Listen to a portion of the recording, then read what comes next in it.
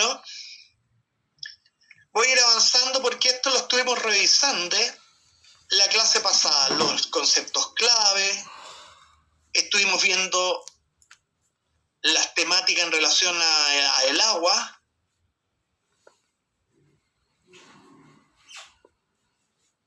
las propiedades del agua, estoy pasando rápido, vimos sales minerales y quedamos en compuestos orgánicos, con carbono, azúcares. La presencia de los azúcares en la vida diaria, lo que usted interactúa. En el papel en el que tú estás tomando nota, el papel es un hidrato de carbono.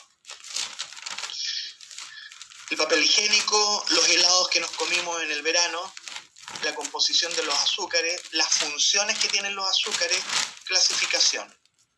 Y aquí nos quedamos. Los monosacáridos, niños, son las unidades simples con las que usted puede fabricar azúcares más complejos. En los monosacáridos se cumple que la proporción carbono, hidrógeno, oxígeno sigue la serie 1:2:1. El número de hidrógenos duplica al número de carbonos y oxígenos presentes. Eso ocurre en los monosacáridos.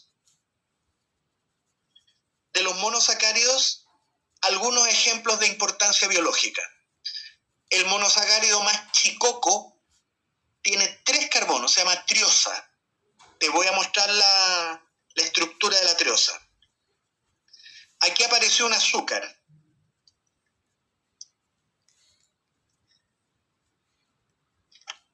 Algo pasa con el hidroxilo ahí en posición 3. Este azúcar, alumno, tiene 3 carbonos. Hay azúcares de la familia aldehído, como es el caso. Lo importante que este aldehído es un tipo de azúcar que tiene 3 carbonos llamado triosa. El hidroxilo OH, lo que me está recordando es que hay una versión de este azúcar que está fosforilado ahí. Fosforilar es que tiene grupo fosfato. Ahí apareció el grupo fosfato. Este azúcar fosforilado en el carbono 3 es lo que se llama gliceraldehído fosfato, que es el azúcar más simple que usted puede encontrar en la materia viva. Pegal. ¿En qué participa este azúcar? Es el intermediario metabólico de la respiración celular, alumno. Es el modo en que la glucosa comienza a ser degradada. Es un intermediario de la respiración celular este azúcar. Cuando usted respira la glucosa, un intermediario de ese proceso es este. Además, este azúcar es un intermediario de la fotosíntesis. Cuando las plantas hacen fotosíntesis, el primer producto orgánico que producen es este azúcar. El pegal, gliceraldehído fosfato, es un intermediario del metabolismo celular. Aparece en la respiración celular, pero también aparece en la fotosíntesis. Y es un azúcar. Veamos otro. Pentosas son azúcares de 5 carbonos. La ribosa, que apareció ahí, que tiene un rol estructural. La función de este azúcar es formar parte de los nucleótidos de un ácido ribonucleico. Este azúcar, su rol es estructural. La función es que a este azúcar me lo vas a encontrar en los nucleótidos del ARN. Este azúcar tiene una prima hermana que son muy parecidas. Que entre la prima. Ahí voy a mostrar primero el nucleótido de ARN. Ese azúcar, la pentosa, se lo va a representar en el diseño de un nucleótido mediante este pentano. Ese es el azúcar, la ribosa. Y el nucleótido, como te lo voy a contar luego, lo forma una base nitrogenada, la que se une covalentemente, la ribosa, y también también incluye un grupo fosfato al que está unido covalentemente. Esto de abajo, el fosfato, la ribosa y la base, es el nucleótido. La ribosa forma parte de los nucleótidos, pero del ARN. Ahora que entre la prima de este ribosa. Si usted saca ese hidroxilo que menciona ahí, lo saca, lo deshidroxilas que se llama, se transforma en la prima hermana que tiene al lado, que carente del hidroxilo, en posición 2, lo han llamado desoxirribosa. La desoxirribosa es otra pentosa de importancia biológica. A esta otra, usted la va a encontrar también en los nucleótidos, pero de un polinucleótido llamado ADN. La desoxirribosa, su rol es estructural, forma los nucleótidos del ácido desoxirribonucleico. Ahí está. La desoxirribosa va a unir una base nitrogenada, la que además también va a unir un grupo fosfato. Eso es un nucleótido. Y en tanto desoxirribosa, ADN.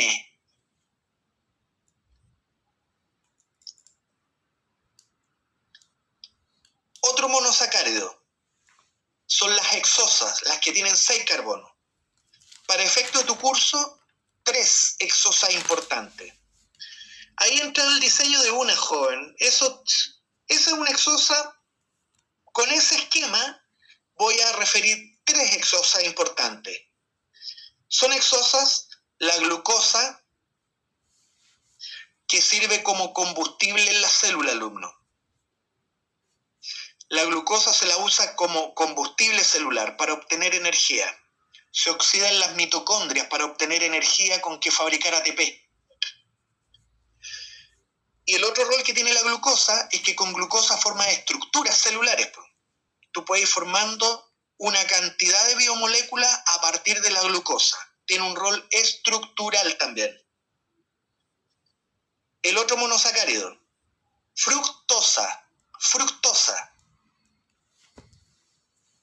¿Para qué sirve? La fructosa, tú la puedes enzimáticamente transformar en glucosa. Por lo tanto, la fructosa sirve lo mismo que la glucosa, para lo mismo. La fructosa sirve como combustible, pero además sirve para formar estructura. Y en las frutas, joven, si usted quiere buscarle una función en tu vida diaria, la fructosa es el azúcar que le da el dulzor a la fruta. Ese es el rol que podría tener la fructosa en la fruta. Galactosa es un monosacárido, es una hexosa que también enzimáticamente tú la puedes transformar en glucosa. Por lo tanto, la galactosa sirve lo mismo que la glucosa, lo mismo. Puede servir como fuente de energía cuando se transforma en glucosa, y además la galactosa la puedes usar para formar estructuras celulares. Esas son las 3 hexosas que te sugiero manejes. Voy a pasar a otra calidad de azúcar, los disacáridos. Se llama disacáridos los azúcares que resultan de la unión de 2 monosacáridos.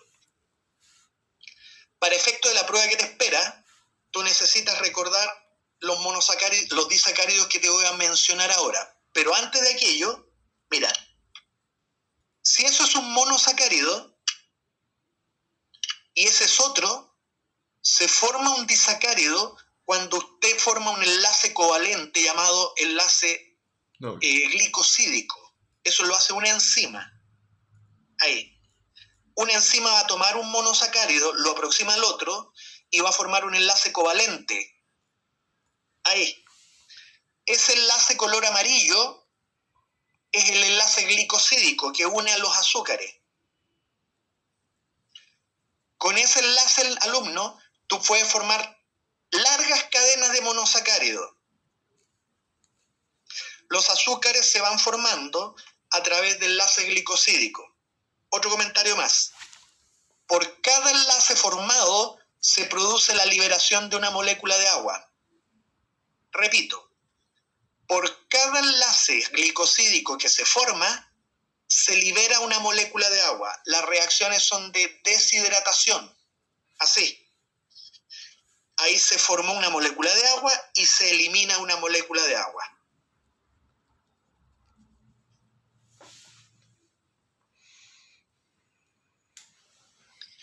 Comienzo con la serie disacárida, maltosa.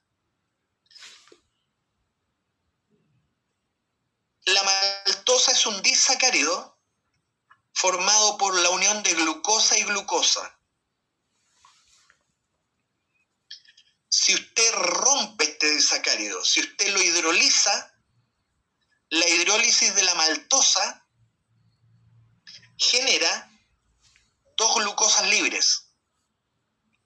La hidrólisis de este azúcar te libera solamente glucosa, 2. ¿De dónde viene la maltosa? De la hidrólisis del almidón, alumno, en la boca. Tú produces maltosa en la boca. Cuando comes pan, el pan en una primera etapa de la digestión en la boca, el almidón se empieza a hidrolizar en maltosa. La maltosa viene de la hidrólisis del almidón. Otro disacárido, sacarosa. Este es el azúcar común, joven. El azúcar líder. El azúcar que se vende en los supermercados, el que usted le pone al café, a los jugos. ¿De dónde se saca? Se saca de la remolacha azucarera, de la caña de azúcar. De ahí se obtiene esta sacarosa. ¿Para qué sirve?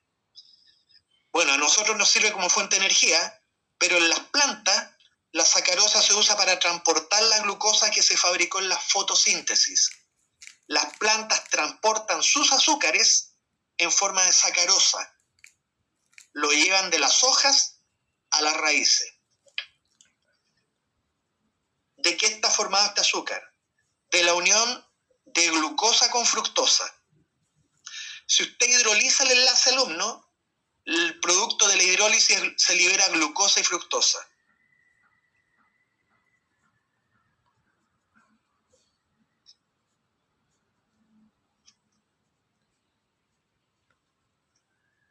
Lactosa es el azúcar de la leche. Está formado por glucosa y galactosa. Hay una enzima que se llama lactasa, que rompe el enlace glicosídico, lo hidroliza. Tiene que ocupar una molécula de agua para romper ese enlace. El producto de la hidrólisis de la lactosa es que se libera glucosa y galactosa.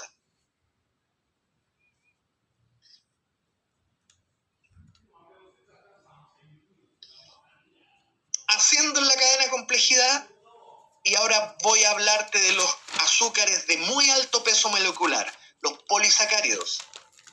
Son azúcares que resultan de la unión de cientos o miles de monosacáridos. Son azúcares muy grandes. Ejemplo de ellos, almidón vegetal. Mira, en pantalla,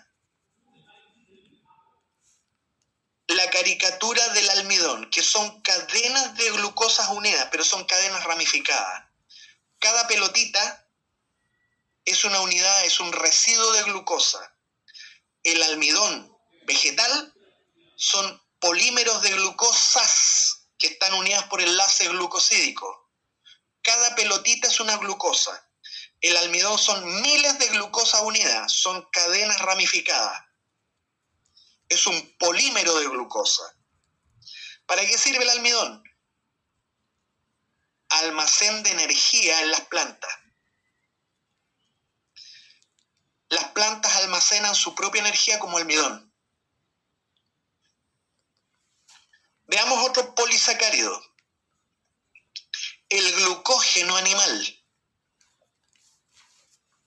Ahí está. El glucógeno son cadenas de glucosas también y está ramificado. Es un polisacárido ramificado, pero constituido por puras glucosas, enlazadas por enlace glicosídico. El glucógeno también es un polisacárido de glucosas. En la caricatura, cada pelotita es un residuo de glucosa. ¿Para qué sirve el glucógeno? Como almacén de energía en el tejido animal. Hay dos órganos que almacenan glucógeno: el hígado y el músculo.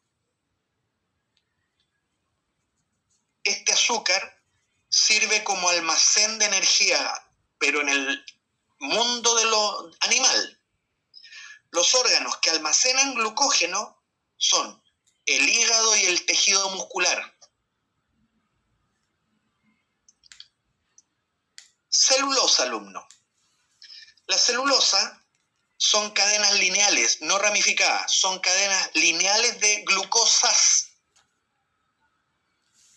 Lo que apareció en pantalla es un polímero de glucosa, es una cadena lineal de glucosa. Cada hexágono es un residuo de glucosa.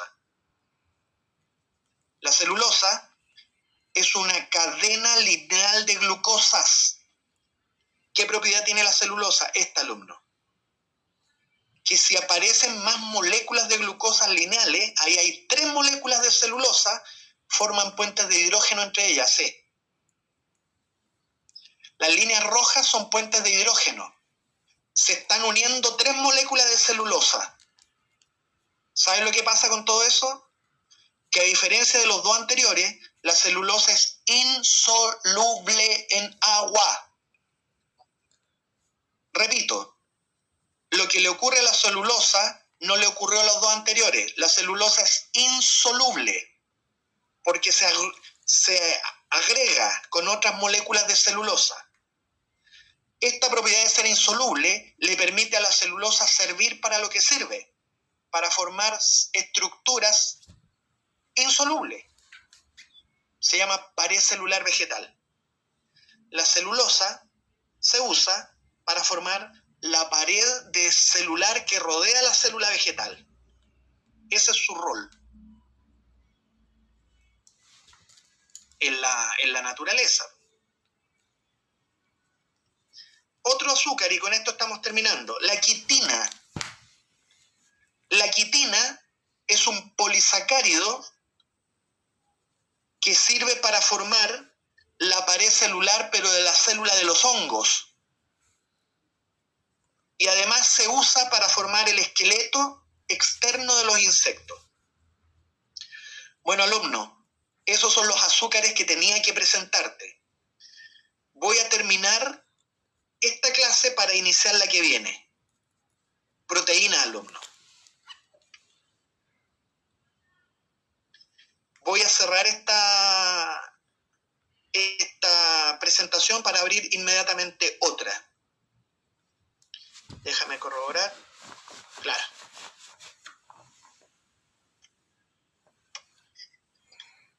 ¿Cómo te quedó el ojo? Vamos a la siguiente.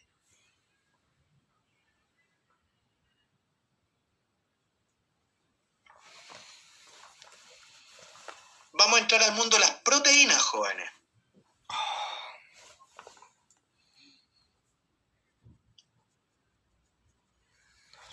Ya. Clase de proteínas, lípidos y ácidos nucleicos.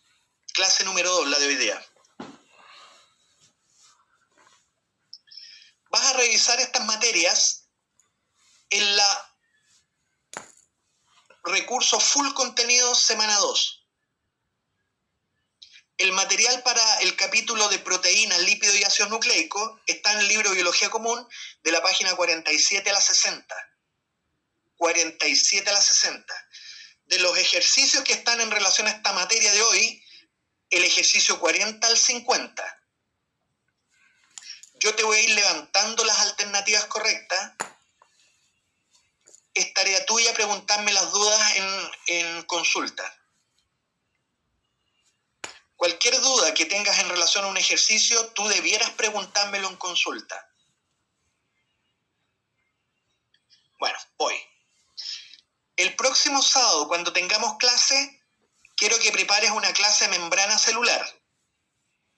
El full contenido va a ser el propio de la tercera semana, y del libro de clases tienes que revisar la página 62 a la 84. Del cuaderno de ejercicio, tienes que revisar el ejercicio 51 al 60. Próxima clase, membrana celular.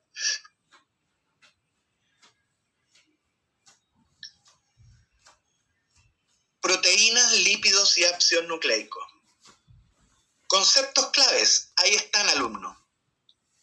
Tienes que clase a clase ir superando, ir manejando estos conceptos. Son proteínas, aminoácidos, concepto de enlace peptídico.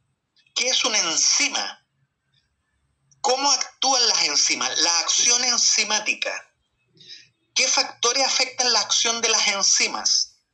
¿Qué es la inhibición enzimática? ¿Qué es un ácido graso? ¿Cuándo una molécula anfipática? Triglicérido, fosfolípido, bicapa lipídica, esteroides. ¿Qué es un nucleótido? Polimerización de nucleótido, ADN, cromatina, replicación del ADN a ARN. Eso que te estoy mostrando, Asenjo te sugiere, consérvalo, anótalo en tu cuaderno, hazte un vocabulario, apréndete estos conceptos. Clase a clase tú tienes que ir tiqueando los conceptos en la medida que tú los manejes. Vamos a las proteínas, alumnos. Proteínas. Son 11:45. Ya. Mira. ¡Wow!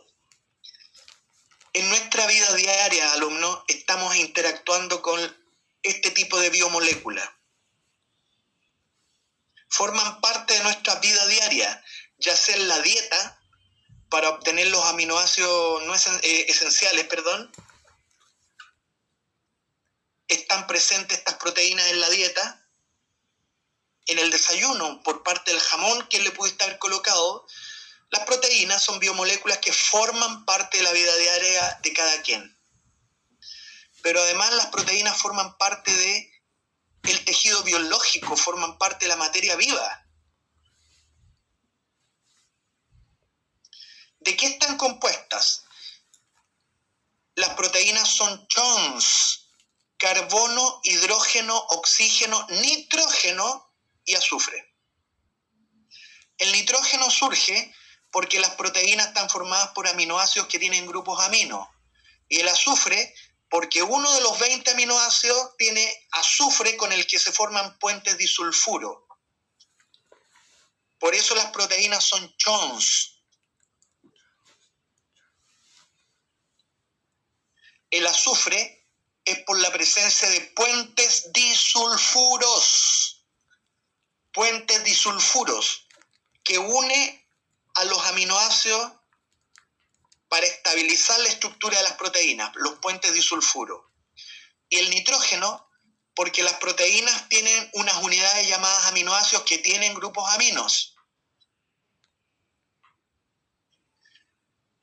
Las proteínas jóvenes son las biomoléculas que son muy abundantes en la materia viva.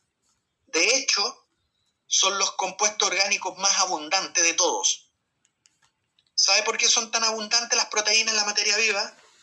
Porque tienen que cumplir muchas funciones. La célula necesita muchos tipos proteicos distintos para cumplir sus funciones. Funciones, las voy revisando con ustedes ahora. Hay proteínas con rol estructural. ¿Sabe lo que Asenjo te está mostrando ahí? Una estructura que se llama citoesqueleto. Citoesqueleto.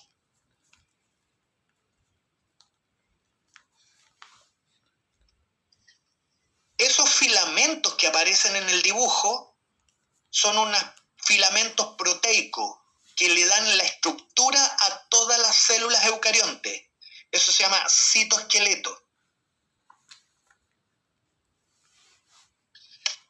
Función hormonal.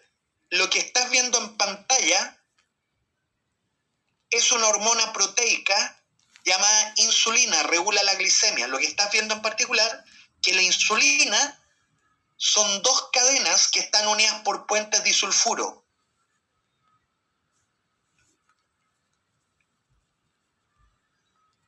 proteínas tienen rol hormonal, como por ejemplo la insulina.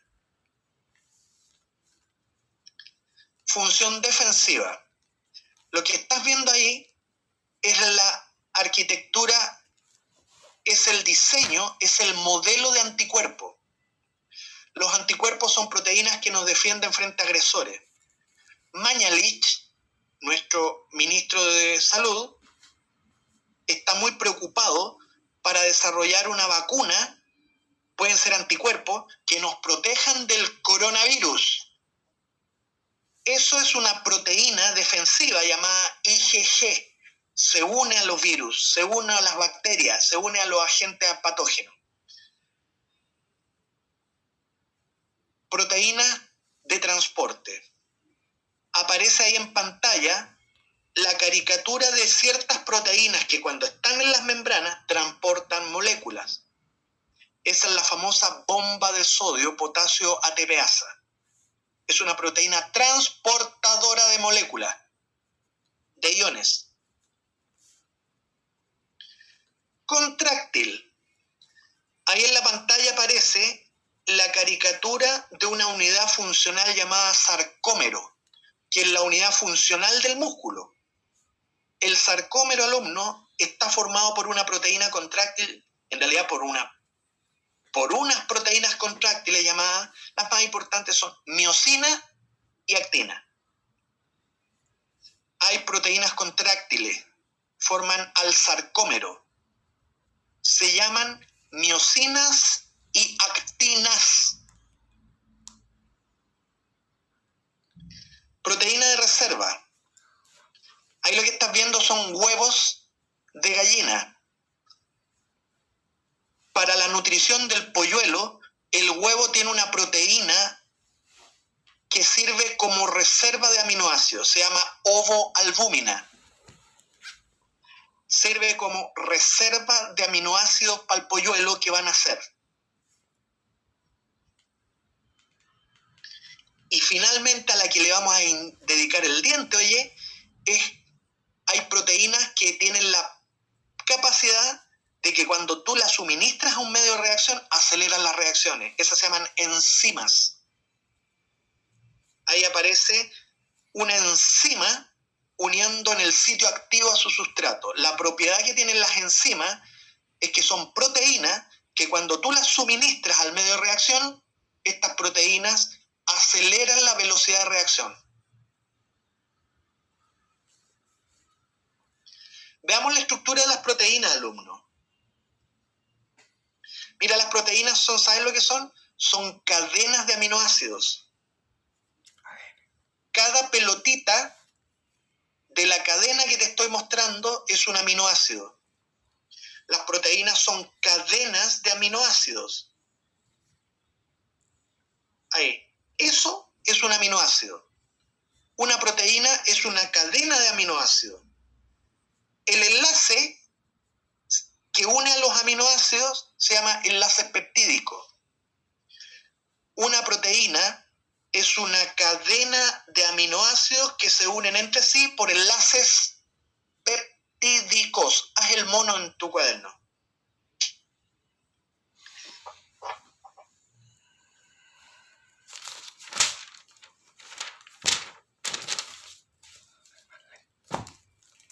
¿Sabes cuántos son los aminoácidos? Y 20. Con eso se fabrican todas las proteínas. 20. Hay 20 aminoácidos diferentes. Y según los vas uniendo, originas una u otra proteína. A ver. Bueno, ahí viene el diseño de un aminoácido, alumno. Un aminoácido es una unidad mínima con la que se fabrican a las proteínas. El aminoácido se constituye a partir de un átomo de carbono, que está ahí. Ese átomo de carbono en el aminoácido tiene un átomo de hidrógeno, tiene un grupo amino, tiene un grupo carboxilo y el carbono enlaza a un grupo R que es variable. Es la presencia de este grupo R variable el que permite la existencia de 20 aminoácidos distintos. El grupo R cambia según sea el aminoácido. Hay 20 grupos R distintos, lo que explica el que haya 20 aminoácidos distintos. Eso es un aminoácido. Tiene un grupo amino, tiene un grupo carboxilo y tiene un grupo R que es variable. Varía según sea el aminoácido en cuestión. Veamos qué pasa con los aminoácidos. Acá. Son 20 los aminoácidos en la naturaleza, joven.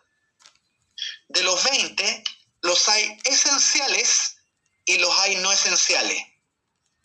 El aminoácido esencial tiene que venir en la dieta. No puedes fabricarlo tú. Tiene que estar en la dieta. Son 10, más o menos.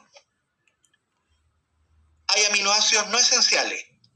Eso no es necesario que vengan incorporados en tu dieta, porque usted los puede fabricar, pues. Son 10.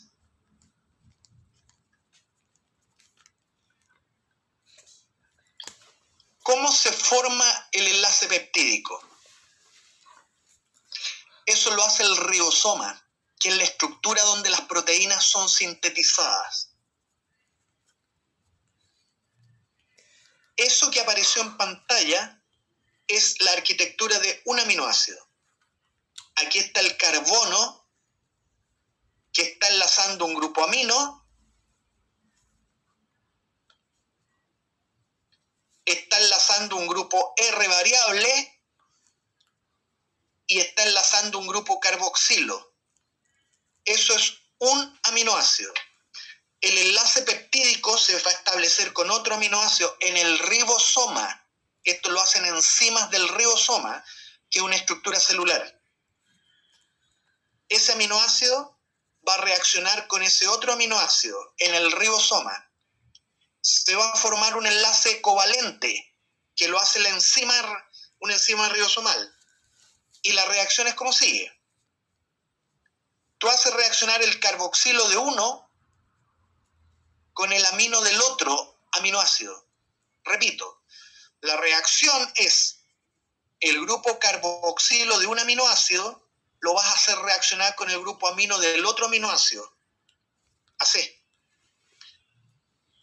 Ahí tú vas a tomar el hidroxilo que está en un grupo, lo vas a sacar y lo vas a hacer reaccionar con el hidrógeno del otro grupo y va a salir una molécula de agua. Resultado, las dos funciones, el carboxilo y el amino, terminan uniéndose, pero con la pérdida de una molécula de agua. La síntesis de enlaces peptídicos, al igual que del enlace glucosídico, es con pérdida de moléculas de agua. Ahí, ¡pum! Se unen los dos grupos funcionales, ahí está el enlace peptídico, pero lo importante, alumno, que cuando uniste dos aminoácidos por un enlace, se pierde una molécula de agua. Se pierde, se va. La síntesis de proteína es por deshidratación. Los aminoácidos se unen unos con otros, perdiendo moléculas de aguas. Pregunta, quiero que me envíes ahora, voy a pasar la lista en este minuto. Me envías tu nombre completo, no me pongas presente, aquí estoy. No, ponme el nombre por el chat y me responde la pregunta de más. ¿Cuántas moléculas de agua se liberan si en el ribosoma se sintetizase un tripéptido? Tripéptido tiene 3 aminoácidos. 3. ¿Cuántas moléculas se liberan al unir 3 aminoácidos?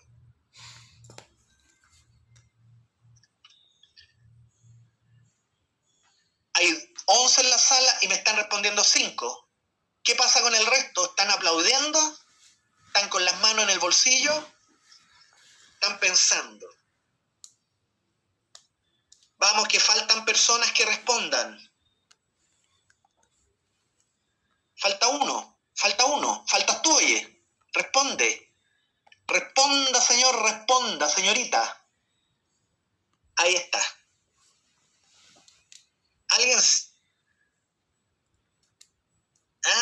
Alguien había y alguien se fue. fue? Un intruso. La respuesta es que para sintetizar un tripéptido, que son 3 aminoácidos enlazados, tú formas 2 futuros enlaces, alumno. Como cada enlace libera una molécula, en esta síntesis usted va a producir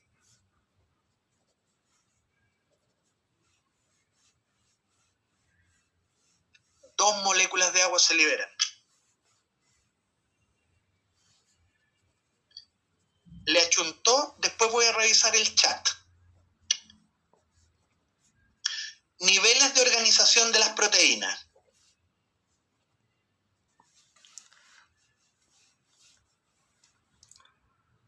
Estructura primaria es la sucesión, es el orden en la que están los aminoácidos en la cadena. Primero le toca al aminoácido lila, después le tocó al aminoácido amarillo, luego viene lila, verde, verde, amarillo, lila, lila, amarillo, lila, lila, verde. Ese orden en el que están los aminoácidos es lo que se llama estructura primaria. Es la secuencia en la que están los aminoácidos en la cadena.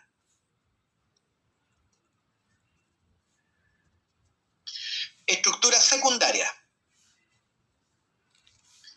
es el modo en que esa cadena tiende a plegarse en el espacio, alumno. Es el modo en que tramos cortos de la cadena se pliega. Hay 2 estructuras secundarias posibles. O se pliega formando lo que se llama estructura beta o hoja plegada, o la proteína en ese tramo, que la estructura secundaria se resuelve en tramos cortos. En un tramo corto se resolvió como una hélice alfa. A la forma que adoptan cortas secuencias del polipéptido es lo que se llama estructura secundaria.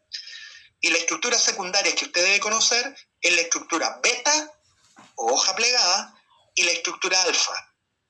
Recuerda que la estructura secundaria es para una secuencia corta. No es todo el polipéptido, una secuencia corta. Porque será tarea de la estructura terciaria, alumno, es cómo se pliega todo el polipéptido. No un tramo, todo. Ahí está. La estructura terciaria, niño, es el plegamiento de toda la cadena polipeptídica en el espacio. Acá usted está viendo que la cadena polipeptídica en su completitud tiene esta forma que dibujé yo, en la que en ese tramo se resolvió como estructura alfa, porque la estructura secundaria es para un tramo corto, la estructura terciaria es para todo el polipéptido. Eso distingue el nivel secundario del terciario.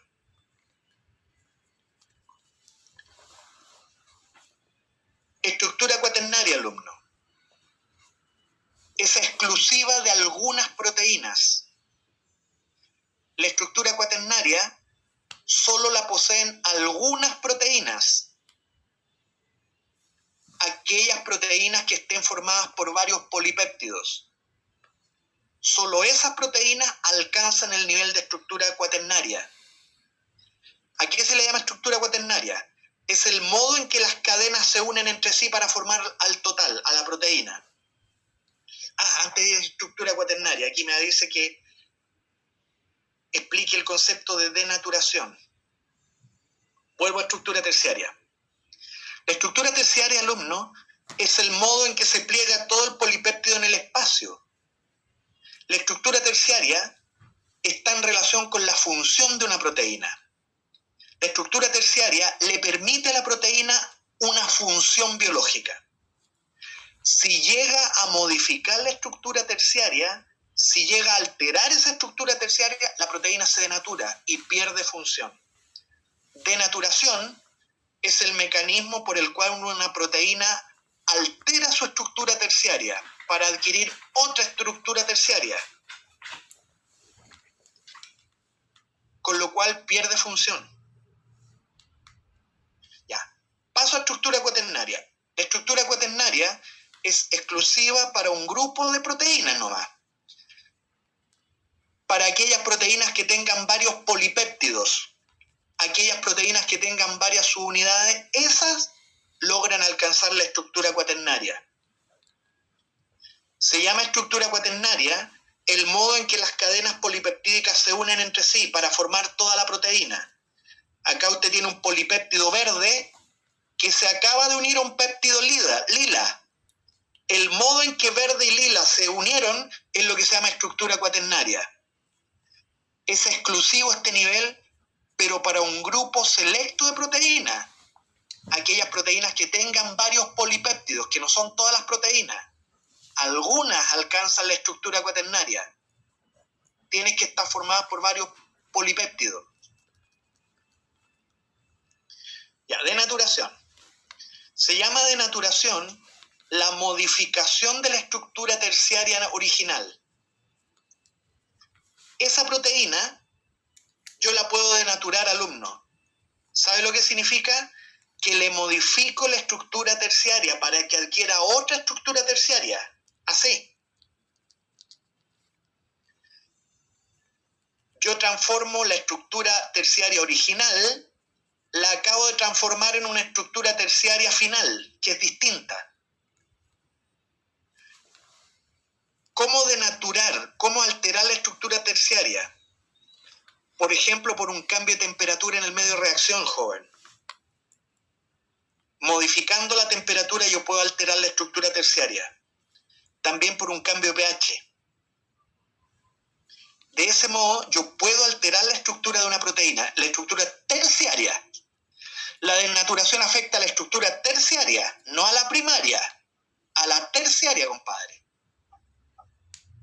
¿Y qué con eso? Que una proteína originalmente activa, cuando tú la denaturas, se vuelve inactiva y el proceso es irreversible. Eso es denaturar. Es alterarle la estructura terciaria de modo que una proteína pierde actividad.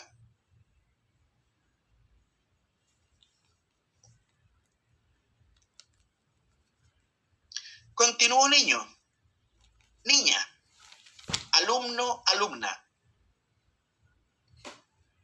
Bueno, ahí señalo el hecho de que cuando tú denaturas una proteína, la proteína pierde actividad biológica y te dice, ¿para qué me denaturaste? Me mataste, dice la proteína.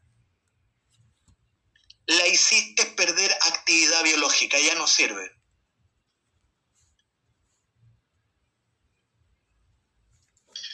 Enzimas son una clase particular de proteínas que tienen la habilidad de aumentar la velocidad de reacción. Reacciones químicas que se realizan muy lento en el tiempo, le colocas esta proteína y se verifican rápido. Una enzima es una proteína que aumenta la velocidad de reacción química.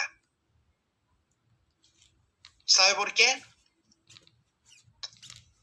Porque disminuye la energía de activación. Mira, la explicación es termodinámica. Acá lo que estás viendo es un gráfico de energía que se llama. Tú vas a transformar un reactivo, lo quieres transformar en su producto. Quieres verificar una reacción, quieres realizar una reacción, tú estás transformando un reactivo, pretendes que el reactivo se transforme en un producto. Tienes dos caminos para hacerlo. O lo haces en ausencia de la enzima, con lo que el reactivo tiene que vencer una energía de activación que lo representa la curva azul.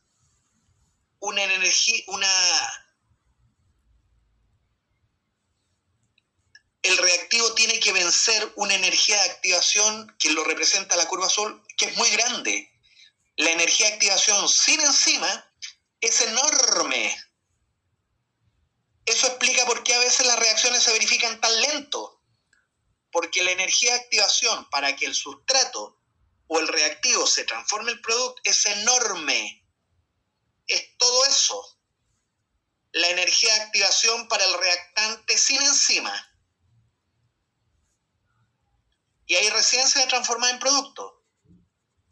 En cambio, cuando tú le agregas al medio de reacción esta proteína que se llama enzima, las enzimas le disminuyen a la reacción la energía de activación, que es la curva en rojo. Lo que te muestra que la presencia de la enzima disminuye la energía de activación para el reactante, con lo que la reacción tiene mayor probabilidad de ocurrir, alumno, ocurre más fácil, porque ahora hay menos energía de activación necesaria. El mecanismo por el cual las enzimas aceleran las reacciones es porque disminuyen la energía de activación. Esa es la explicación que se tiene que dar. Las enzimas disminuyen la energía de activación de la reacción catalizada. Así operan.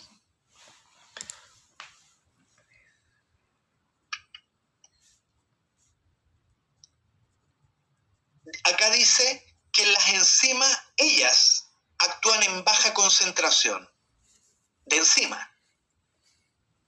Tú requieres pocas moléculas de enzima para que la reacción se verifique a toda velocidad. ¿Sabe por qué? Porque la enzima no se transforma ella misma en la reacción. Ella no es sustrato. Ella no se transforma durante la reacción química. Por lo tanto, una misma molécula de enzima puede transformar miles de millones de moléculas de reactante. Eso explica por qué una enzima puede trabajar ella a baja concentración. Porque la enzima no es un reactante, la enzima no se va a transformar en la reacción. Y eso permite que una molécula de enzima pueda actuar sobre miles de millones de moléculas de reactante para transformarla en producto. Las enzimas actúan en baja concentración de enzima, pero pueden trabajar a altas concentraciones de sustrato. Yo estoy diciendo que la enzima puede trabajar a baja concentración de enzima. Las enzimas, como son proteínas, pueden ser objeto de denaturación, pueden perder actividad. Las enzimas son específicas para su sustrato, de modo tal que todas las reacciones químicas de la célula, cada una es impulsada por una enzima distinta.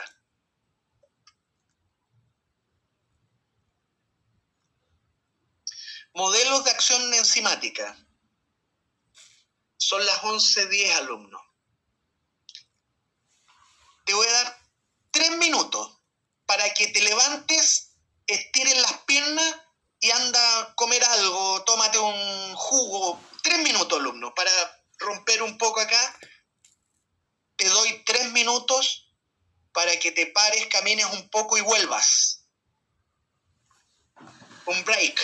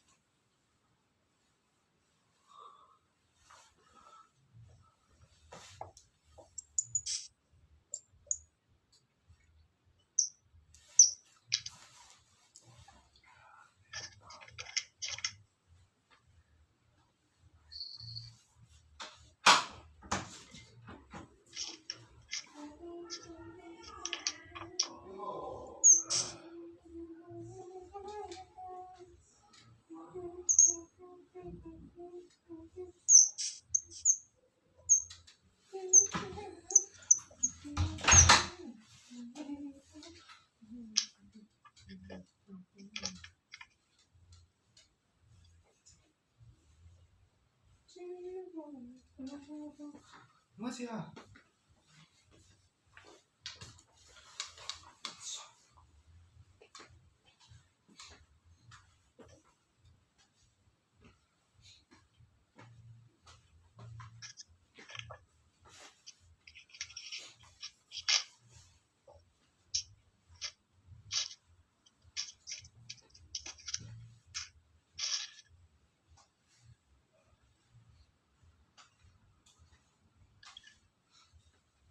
Vamos volviendo, jóvenes. Era para estirar un rato las piernas. Vamos volviendo, jóvenes.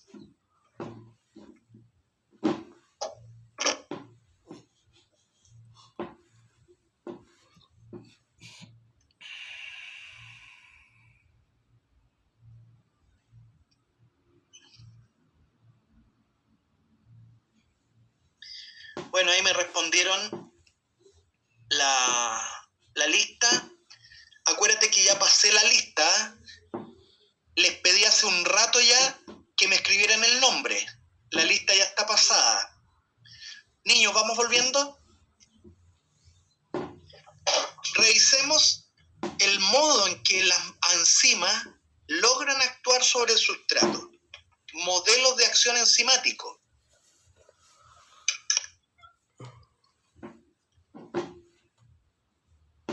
Veamos. ¿Cómo se supone que una enzima logra transformar el reactante en producto? Hay dos modelos, alumnos. El modelo llave-cerradura propone que el sustrato tiene una forma que calza perfectamente con el sitio activo de la enzima, como lo hace una llave con su cerradura, un calce perfecto. El sustrato calza exactamente en el sitio activo, con lo que se forma un complejo enzima-sustrato. Y la enzima ahí inicia un proceso de reordenamiento de átomos del sustrato. Cuando se forma el complejo, la enzima empieza a romper enlaces covalentes, empieza a formar enlaces covalentes en el sustrato, con lo que el sustrato deja de serlo porque se va a transformar en producto. El modelo llave-cerradura dice que el sustrato calza perfectamente en el sitio activo. Pero hay un segundo modelo. El modelo de acoplamiento inducido o encaje inducido. Este modelo propone que una enzima actúa así. La enzima, en ausencia del sustrato, no tiene sitio activo. Es solo cuando aparece el sustrato que la enzima se organiza y estructura el sitio activo, y en ese momento el sustrato forma el complejo con la enzima. Repito, en el modelo de acoplamiento inducido, el sustrato induce a la enzima a formar el sitio activo.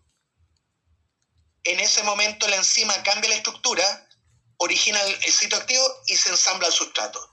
Y se forma el complejo en el cual la enzima va a empezar a romper enlaces covalentes, a formar enlaces covalentes y va a empezar a transformar el sustrato en producto. Esos son los dos modelos.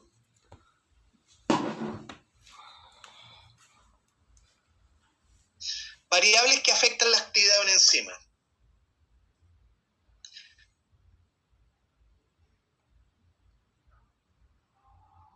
El cambio de la temperatura del medio de reacción afecta la actividad de una enzima.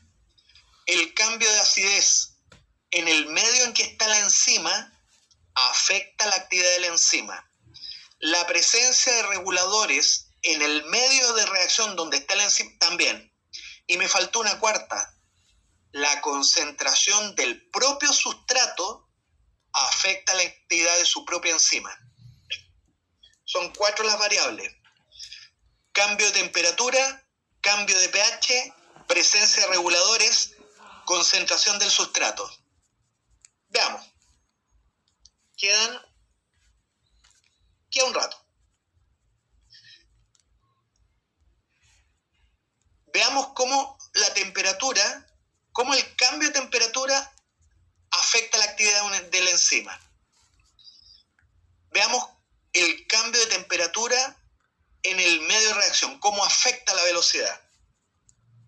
Mira, esta experiencia es como sigue. Te voy a explicar cómo se diseña un experimento para poder manipular la variable que te interesa a ti. Yo quiero manipular la variable temperatura para saber si el cambio de temperatura afecta la velocidad de reacción. Yo voy a creer que la temperatura es una variable que afecta la velocidad de reacción.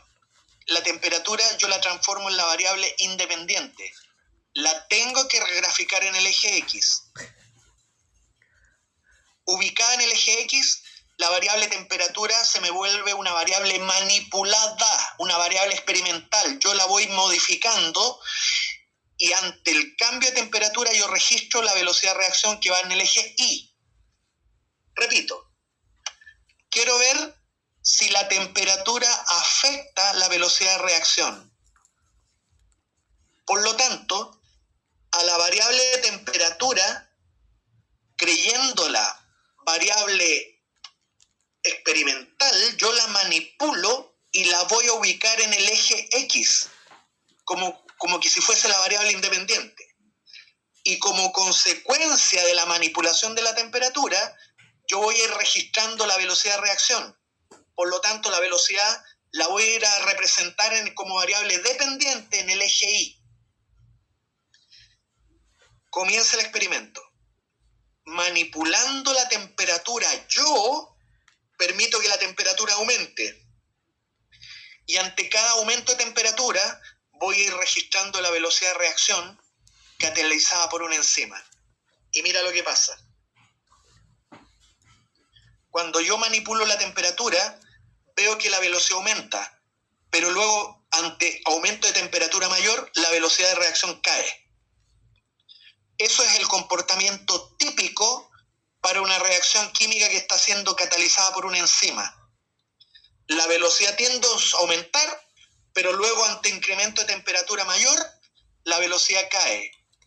Eso pasa cuando la reacción estuvo siendo catalizada por una enzima, alumno, por una proteína del tipo enzima.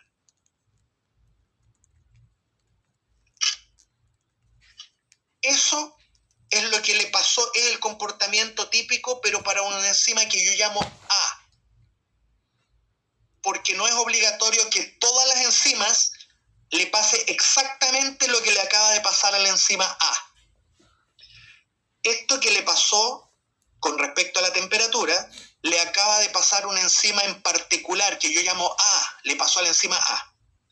Respecto a la enzima A, observa, se define lo siguiente. Puedo ir a buscar para la enzima A cuál fue la máxima de velocidad de reacción alcanzada en todo el rango de temperaturas medidas. Yo puedo ir a buscar en el eje Y la mayor velocidad de reacción posible de alcanzar por la enzima A. Eso se llama velocidad máxima. Y el gráfico me dice que la velocidad máxima tiene una temperatura a la cual se produjo.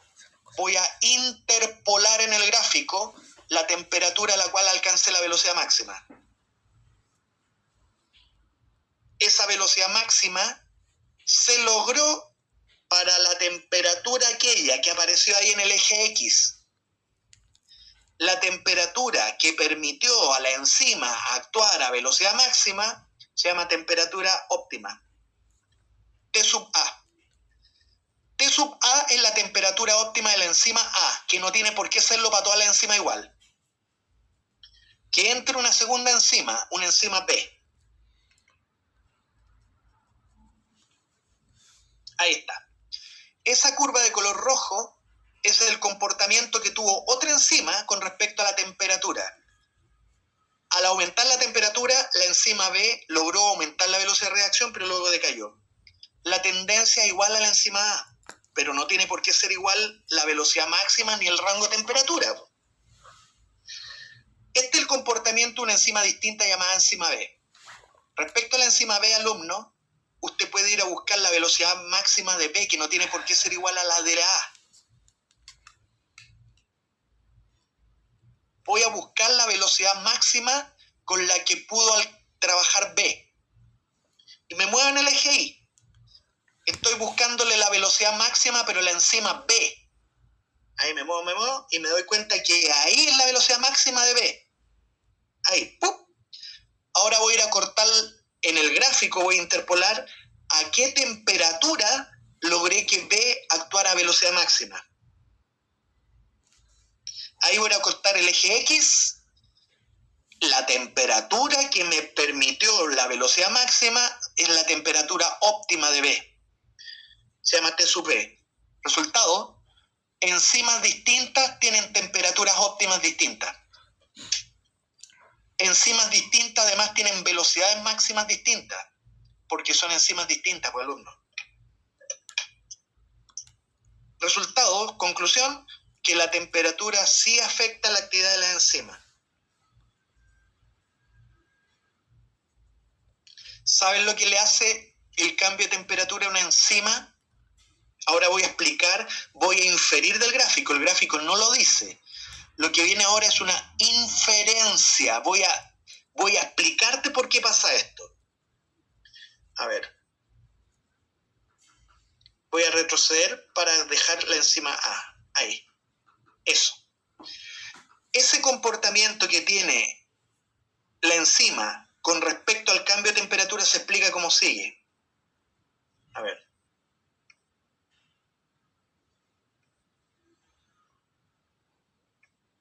Ya, voy a explicar esto. Tú me vas a explicar este comportamiento que tuvo la enzima, ¿cómo sigue? Solo en el rango de temperatura que está cercano a la temperatura óptima, para toda aquella temperatura cercana a la temperatura óptima, merced a que la velocidad es máxima, tú me vas a decir lo siguiente. Es que lo que pasa, profesor, que en el rango de temperaturas que está cerca de la temperatura óptima, la estructura terciaria de la enzima es adecuada para la reacción. Repito, la inferencia del comportamiento es como sigue. Que en el rango de temperaturas que está vecino a la temperatura óptima, tú vas a decir, por el comportamiento que tuvo la enzima, que trabajó a velocidad máxima, tú vas y dices, es que a ese rango de temperatura, profesor, la estructura terciaria de la enzima era la adecuada para transformar el sustrato en producto. En cambio, a temperaturas que están muy alejadas de la temperatura óptima, en particular a altas temperaturas, observa la velocidad con la que trabaja es mínima. Y tú vas a decir que en rango de temperaturas muy alto, muy alejado de la temperatura óptima, lo que le pasa, para poder explicar por qué trabaja tan mal, tú dices que a alta temperatura las enzimas pierden la estructura terciaria, se denaturan. A alta temperatura, para poder explicar el comportamiento que tiene la curva, tú dices que la enzima a alta temperatura ya no tiene la estructura nativa, tiene otra estructura terciaria, está denaturada. En cambio, observa, a baja temperatura, tú no me vas a decir que la enzima está denaturada. Se explica que a temperatura baja, que está muy alejada de la temperatura óptima, la actividad decae, pero por falta de movimiento molecular. La enzima no está denaturada. Lo que ocurre es que la enzima no tiene movimiento para chocar con el sustrato y no hay para cuando se produzca un choque que permita al sustrato entrar al sitio activo. A baja temperatura se explica lo mal que trabaja una enzima por baja energía cinética. No hay choques efectivos. Quedan 10 minutos, alumnos. Sigamos. Pasemos a una segunda variable que afecta a la actividad de la enzima. Cambio de acidez en el medio de reacción. Tú vas a manipular la acidez del medio de reacción donde está tu enzima, verificando la reacción química. Tú cambias la acidez y vas a ir registrando la velocidad de reacción a cada valor de pH. Tú manipulas la acidez, tú la vas cambiando y vas registrando la velocidad de reacción. El comportamiento que tiene una reacción que está catalizada por una enzima con respecto al pH es este, alumno. Al aumentar la acidez, la velocidad de reacción aumenta, pero luego a valores mayores de acidez la reacción disminuye. Eso le pasa a una reacción química. ¿Sabe cuándo? Cuando está siendo catalizada por una enzima. La velocidad es variable. Cuando la reacción está siendo catalizada por una enzima. ¿Sabe por qué? Porque el pH afectó a la enzima. Y eso explica el cambio de velocidad. Eso le pasó a una enzima árbol, alumno. No tiene por qué pasarle exactamente lo mismo a todas las enzimas. Voy a interpretar el gráfico, esto voy rápido. Quiero buscar la velocidad máxima alcanzada por esta enzima. Ahí está. Voy a interpolar a qué pH la enzima logró alcanzar su velocidad máxima. Ese valor de pH se llama pH óptimo. Es el pH óptimo para la enzima A. No tiene por qué ser el pH óptimo para una enzima B. Que entre la enzima B. Ahí vamos a tener el comportamiento de una enzima distinta que se llama enzima B con respecto al pH. La tendencia es similar, pero no es exactamente igual la curva. Ni la velocidad máxima, ni el pH óptimo son iguales. AA. Esa es la enzima B. ¿Qué puedes observar? Que la enzima B tiene su propia velocidad máxima. Tú buscas en el eje Y cuál es la velocidad máxima con la que hiciste trabajar a B y la determinaste ahí. Y vas a interpolar en el gráfico cuál fue el pH que hizo que B trabajara a velocidad máxima.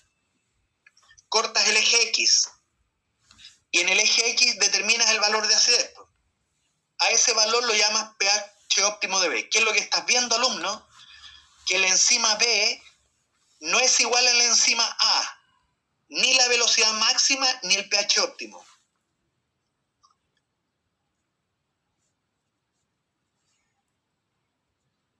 Ahora te voy a explicar cómo logra el cambio de acidez actuando sobre la enzima modificar la velocidad de reacción.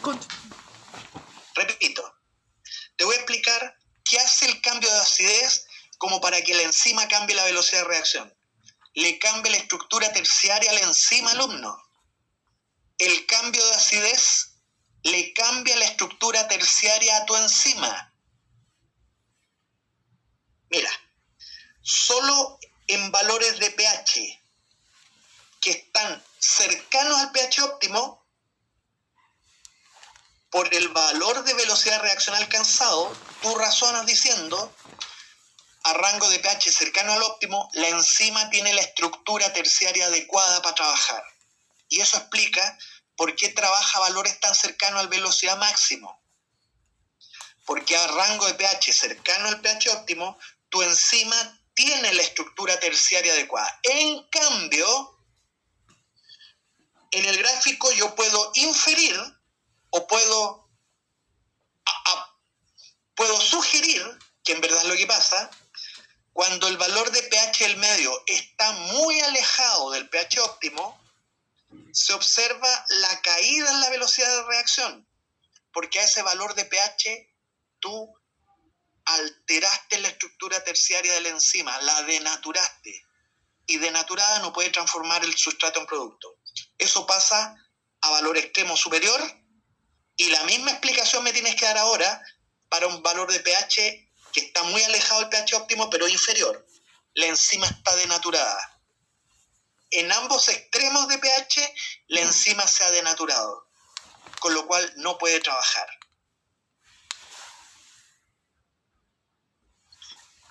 Quedan 5 minutos. Otra variable, alumno. La concentración del mismo sustrato afecta la actividad de su enzima.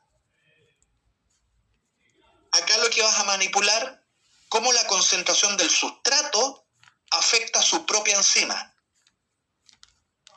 Tú vas a manipular la concentración del sustrato en el laboratorio y vas a ir registrando para cada concentración de sustrato agregado qué velocidad de reacción tuvo. Y se obtiene esta curva, alumno. A bajas concentraciones de sustrato, pero que empieza a aumentar, la velocidad aumenta linealmente. Pero llega un minuto que para altas concentraciones de sustrato la velocidad se hizo máxima y constante. Eso se llama curva de saturación. Ese es el comportamiento que tiene una reacción cuando está catalizado por una enzima. La reacción se satura. Tú te das cuenta que una reacción está siendo catalizada por una enzima cuando tú manipulas la concentración del sustrato, alcanzaste una velocidad máxima. El alcanzar una velocidad máxima corrobora que la reacción está siendo catalizada por una enzima. El comportamiento de una enzima frente a su sustrato es que se satura en algún minuto la enzima. A ver, interpretemos este gráfico. Supongamos que eso fue lo que le pasó a una enzima A, árbol. Yo del gráfico puedo ver la velocidad máxima. Ahí. Voy en el eje Y, buscar la mayor velocidad. A esa velocidad la llamo velocidad máxima. Fue la máxima velocidad que alcanzó la enzima árbol. Puedo determinar desde qué concentraciones de sustrato logré la velocidad máxima. Ahí. A esa concentración de sustrato y superiores, yo hice que la velocidad fuese a velocidades máximas. De tal modo que este gráfico yo lo voy a dividir en dos zonas para interpretarlo.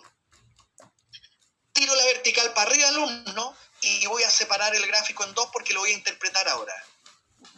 ¿Qué pasa antes de esa concentración y qué pasa después de esa concentración desde la cual estoy levantando la vertical? En el rango de concentraciones que va de 0 concentración de sustrato hasta ese valor, la conclusión es que hay una relación directa entre el sustrato y la velocidad.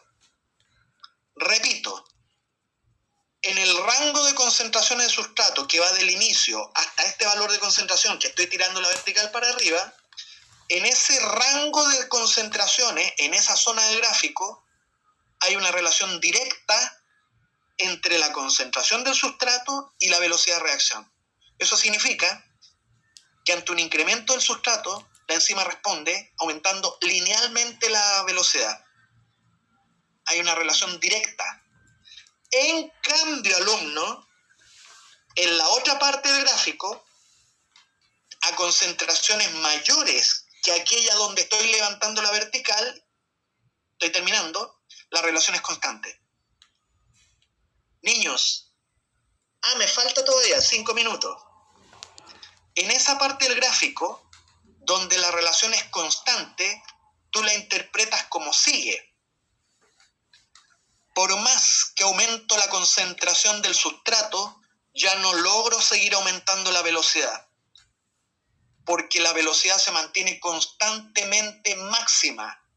En esa zona del gráfico, a mayores concentraciones del sustrato donde estoy levantando la vertical, observo que hay una relación constante entre la concentración del sustrato y la velocidad de reacción.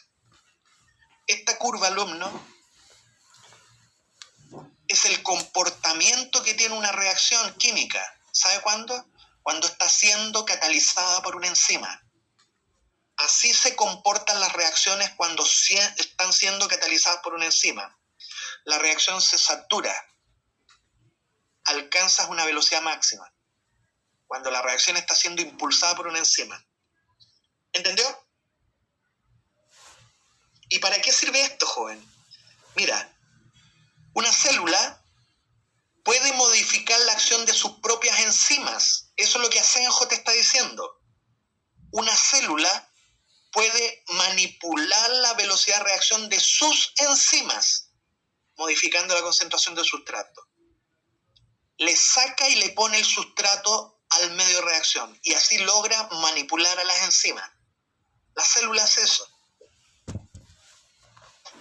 Si tú le cambias la concentración del sustrato en el ambiente celular, tú le cambias la actividad a la enzima.